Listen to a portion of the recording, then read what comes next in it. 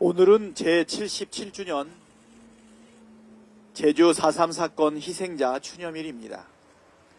불법 부당한 국가 폭력에 의한 국민의 희생은 이 땅에서 다시는 일어나지 말아야 할 반헌법적, 반민주적, 반인륜적 중대 범죄입니다. 제주도민의 10분의 1이 희생된 것으로 추정되는 제주 4.3 사건은 대표적인 국가폭력 사례이고, 내란숙의 윤석열이 저지른 12.3 내란 사태도 바로 이런 범죄였습니다. 제주 4.3 사건의 진실 규명과 명예회복은 지금도 현재 진행형입니다. 민주당은 4.3의 역사를 딛고 민주화, 인권과 평화가 강물처럼 흐르는 더 굳건한 민주주의를 만들기 위해 최선을 다하겠습니다. 드디어 내일입니다. 내일이면 내란숙의 윤석열은 파면될 것입니다. 지난해 12월 3일 내란의 밤 국회를 침탈한 계엄군이 기자를 폭행하고 케이블 타이로 포박하는 생생한 영상이 새로 공개됐습니다. 케이블 타이가 체포용이 아닌 봉쇄용이라던 내란 세력의 새빨간 거짓말이 들통난 것입니다. 내란숙의 윤석열이 중무장 병력으로 국회를 장악하고 국회의원 체포를 지시했다는 특전사 간부 50여 명의 녹취와 증언도 검찰이 확보했습니다. 윤석열이 판사의 결정이 늦어져 간첩이 방치되고 있다며 사법부 장악을 위해 계엄을 시사했다는 김용현의 진술도 나왔습니다. 내란숙의 윤석열 파면을 입증하는 증거들은 이미 차고도 넘칩니다. 비상계엄 선포, 포고령 1호, 무장군대를 동원한 국회와 중앙선관위 침탈, 정치인과 법조인 체포 지시 등이 모두 확실한 파면 사유입니다.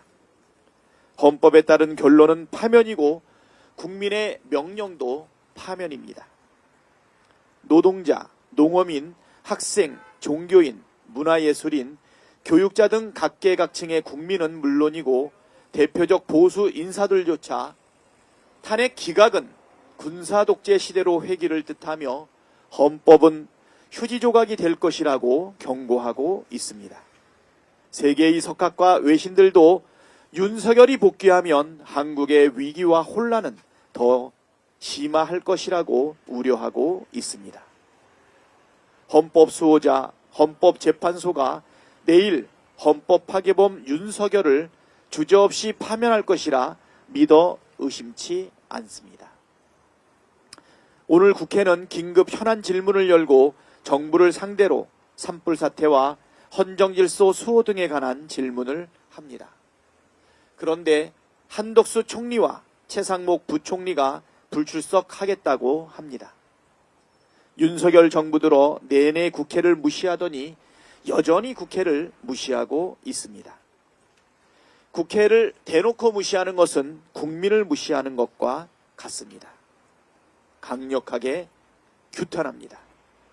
한덕수 총리와 최상목 부총리는 권한대행이 아닌 내란대행을 하면서 헌법과 법률을 고의로 위반하며 내란 수사를 방해하고 경제위기와 헌정붕괴 위기를 키웠습니다.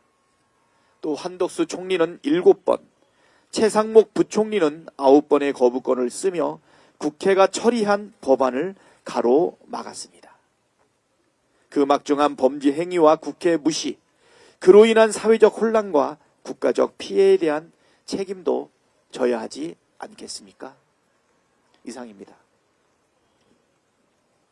네, 다음은 진성준 정책위 의장님의 말씀 있겠습니다.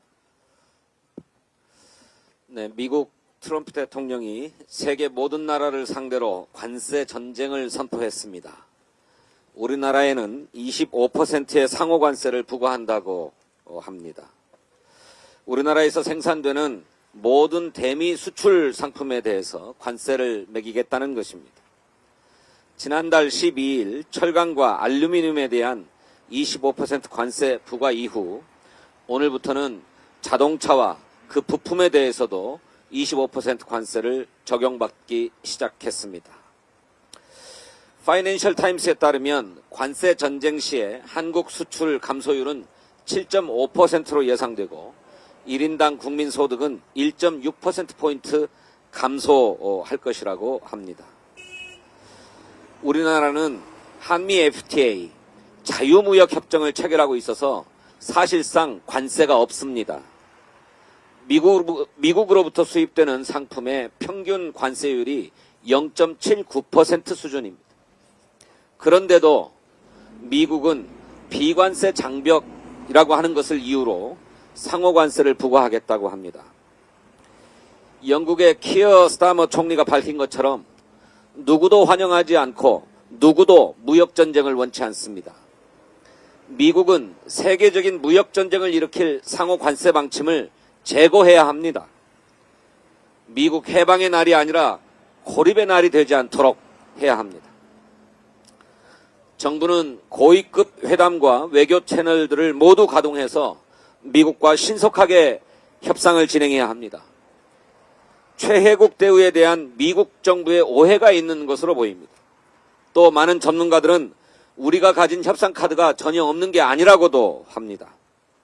동시에 WTO 분쟁 해결 절차를 활용하거나 아시아 영내 포괄적 경제 동반자 협정 가입국들과의 공동 대응 등 다자간 협정을 활용하는 방안도 검토해야 합니다. 그렇지만 가장 확실한 대책은 불확실성을 즉각 제거하고 내란 정부가 아닌 정상 정부가 미국과 협상하는 것입니다. 대행 체제로는 중차대한 통상 문제를 해결하는데 한계가 있을 수밖에 없습니다. 국회 제1정당 대표와의 면담조차도 거부하면서 통상대책에 전념한다는 한덕수 대행이 미국 트럼프 대통령과 전화통화 한번 했다는 소식을 아직 듣지 못하고 있습니다.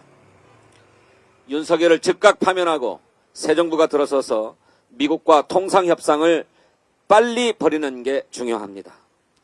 내란은 우리들의 일상뿐만 아니라 우리의 통상과 외교도 흔들었습니다. 윤석열이라는 초유의 불확실성을 제거하는 것이 최우선이다 하는 말씀을 거듭드립니다. 12.3 불법 계엄이 발생한 지 122일째입니다. 장기화된 내란 사태와 트럼프 행정부의 통상 압박 등으로 민생경제 위기가 극한으로 치닫고 있습니다. 특히 자영업 소상공인들의 상황이 정말 심각합니다. 자영업자 대출은 1,000조 원을 훌쩍 넘었습니다. 제2금융권 대출 연체율도 10여 년 만에 최악을 기록했습니다. 취약 자영업자의 대출은 무려 125조 4천억 원에 이릅니다. 음식, 숙박업 생산은 3년 만에 최대폭으로 감소했습니다. 내란 사태로 소비가 얼어붙어서 자영업 소상공인들이 상환 불능 상태, 모라토리엄에 빠진 것입니다. 민주당은 소상공인 내란 피해 손실 보상을 추진하겠습니다. 정부의 불법 행위로 인한 국민 피해는 정부가 책임지는 게 마땅합니다. 어제 만난 소상공인 연합회도 국난의 위기라면서 소상공인의 위기가 대한민국 경제 전체로 파급되는 양상이라고 걱정했습니다. 오죽하면 차라리 코로나 때가 나았다라고 하는 하소연까지 나오는 실정입니다.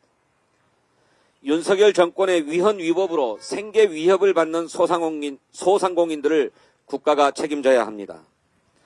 지난 코로나 팬데믹 당시에도 정부의 행정명령으로 영업을 못하게 된 자영업 소상공인들에게 코로나 손실 보상을 하지 않았습니까? 민주당은 지난 2월 소상공인 내란 피해 손실 보상 2조 8천억 원을 추경안에 편성할 것을 제안했습니다. 자영업 소상공인들을 생존의 위기에서 벗어나게 하고 재기의 발판을 마련토록 하기 위한 것입니다. 내란에 따른 소비 위축으로 사업 지속이 가능한 업체가 폐업하는 일도 없어야 합니다. 대출 한도가 꽉 차서 더 이상 추가 대출이 어려운 소상공인들에게는 기업 경영안정자금 등 저금리 정책자금도 확대 지원해야 합니다. 지금은 언발의 오줌 누기식 추경이 아니라 과감한 경기 진작 추경이 필요합니다. 세부 내역도 없는 10조 원짜리 찔끔 추경으로는 경제도 민생도 살릴 수 없습니다. 벼랑 끝에 내몰린 민생을 살리고 최소한의 경기 방어를 위해서는 소비 진작이 핵심입니다.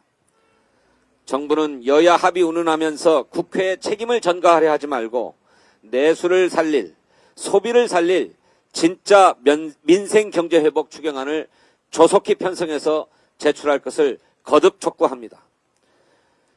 거기에는 소비 진작 4대 패키지와 소상공인 내란 피해 손실 보상도 당연히 포함되어야 할 것입니다. 감사합니다. 네, 다음은 박성준 원내운영수석의 발언이 있겠습니다. 지금 대한민국은 위기입니다. 연이은 국가적 재난이 발생하고 정부는 재난을 방지하지 못했고 빠르게 수습하지도 못했습니다. 사실상 무정부 상태에 놓인 것이나 다름없다는 국민의 목소리가 커지고 있습니다. 그래서 국회는 재난 극복과 추경 편성, 내란 극복을 위한 긴급 현안 질의를 결정했습니다. 하지만 오늘 긴급 현안 질의에 한덕수 총리, 최상목 장관 등 핵심적인 위치에 있는 정부 관료들이 불출석을 통보해 왔습니다. 한덕수 총리와 최상목 부총리는 도대체 뭐하는 사람들입니까? 국민의 부름에 응하지 않는 오만한 태도로 자기 할 일을 다 했다고 생각하는 사람들입니까? 당신들은 공무원입니다. 공무원은 국민의 질문에 답해야 할 의무가 있습니다. 국회가 국민을 대신해 질문하겠다는데 자리를 피하는 것은 직무유기고 국민 무시입니다.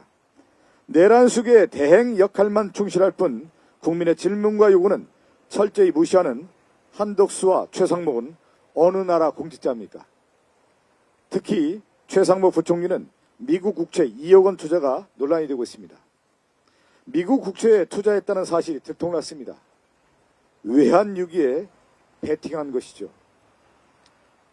양심적인 공직자라고 하면 이미 사퇴했어야 합니다.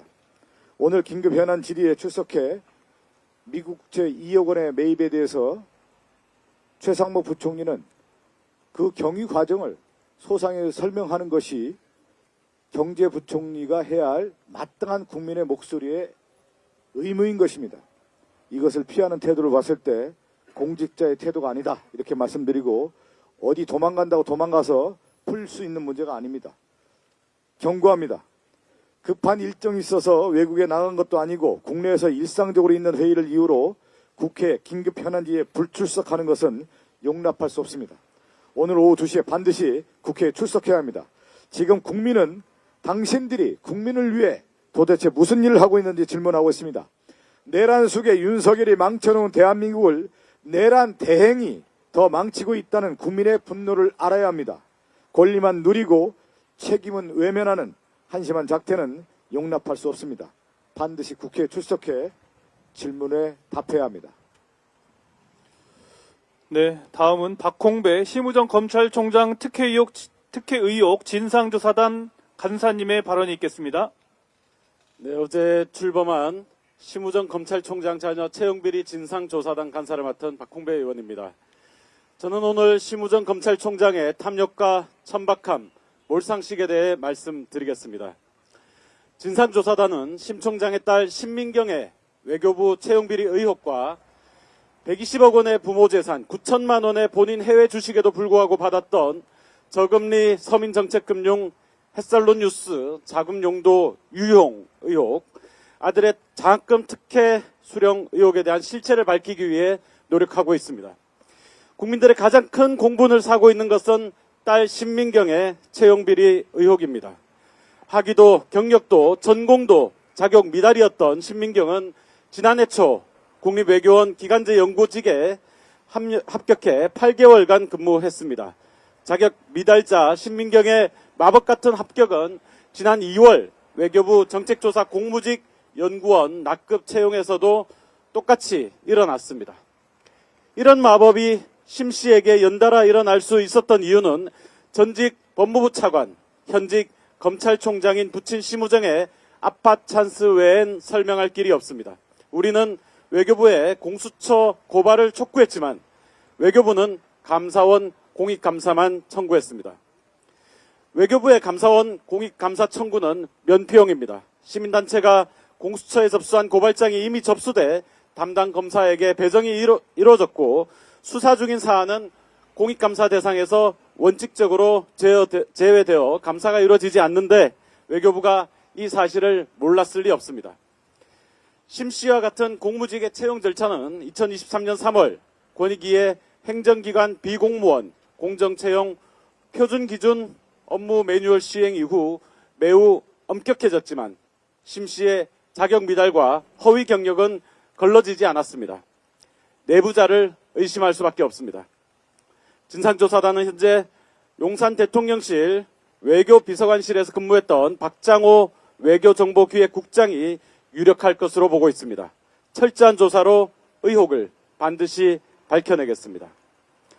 조금 전 진상조사단은 기자회견을 통해 그간 심 총장 자녀에 대한 극진한 배려는 없었다던 외교부의 답변이 모두 거짓이었음을 밝혀냈습니다. 이로써 이 사건은 단순한 아빠 찬스를 넘어 채용 비리 범죄일 가능성이 더 커졌으며 우리는 심우정 총장의 추악한 탐욕과 천박함, 몰상식의 민낯에 한 발 더 다가갔습니다. 권력자의 삐뚤어진 자식 사랑이 수많은 청년들의 눈물과 분노를 불러일으키고 있습니다. 한 줌의 의혹도 남지 않도록 다시는 채용 비리가 발붙이지 못하도록 진상조사단 간사로서 최선을 다하겠습니다. 이상입니다. 네, 그럼 저도 한 말씀 드리겠습니다. 이복현 금융감독원장은 어제 방송 인터뷰에 출연해 삼부토건 주가 조작 조사가 이달 중 마무리될 것이라고 밝혔습니다. 그러나 이복현 원장은 김건희 여사의 관련성 및 조사 여부는 즉답을 피하며 절차에 따라 진행하겠다는 말만 남겼습니다.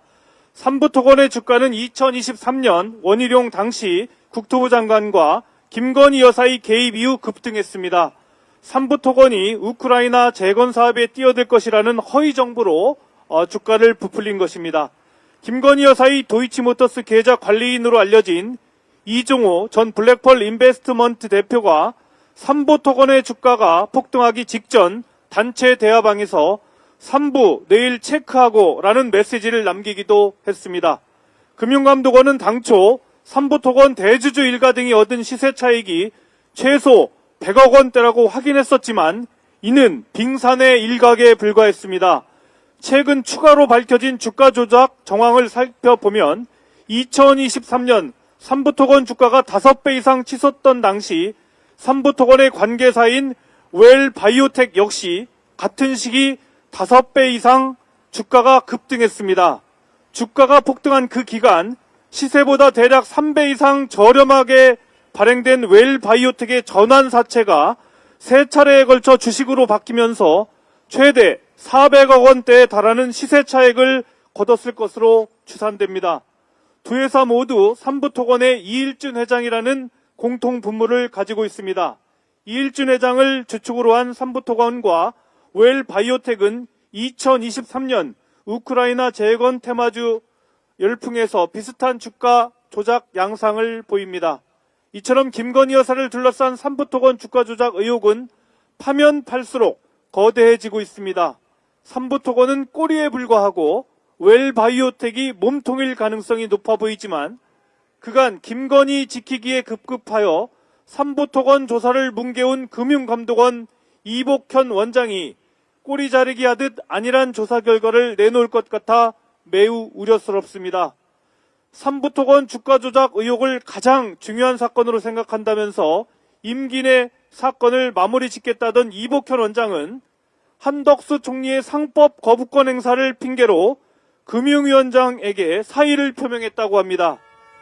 직을 걸겠다는 말의 무게보다는 침몰하고 있는 윤석열 호에서 급하게 탈출하려는 모습 같아 개탄스럽습니다. 이복현 원장이 정작 직을 걸어야 할 일은 삼부토건과 김건희 여사를 둘러싼 주가 조작의 진실을 밝히는 일입니다. 도망갈 궁리만 할 것이 아니라 웰바이오텍을 포함한 삼부토건 주가 조작 사건을 철저히 조사하여 즉각 강제 수사권이 있는 수사기관의 수사를 의뢰하십시오. 국회는 지난달 20일 본회의에서 김건희 여사 의혹 상설특검안을 가결했습니다. 김건희 여사 의혹 상설특검안은 삼부토건을 포함하여 도이치모터스, 우리기술 등 종목에서 김 여사가 주가 조작에 가담했다는 의혹 등을 수사 대상으로 삼고 있습니다. 한덕수 총리는 더 이상 차일피일 미루지 말고 즉시 김건희 상설특검 후보 추천을 의뢰하여 국민 앞에 떳떳한 진실을 밝히길 촉구합니다. 네, 이상입니다. 그럼 이상으로 제36차 정책조정회의를 모두 마치겠습니다. 네, 감사합니다.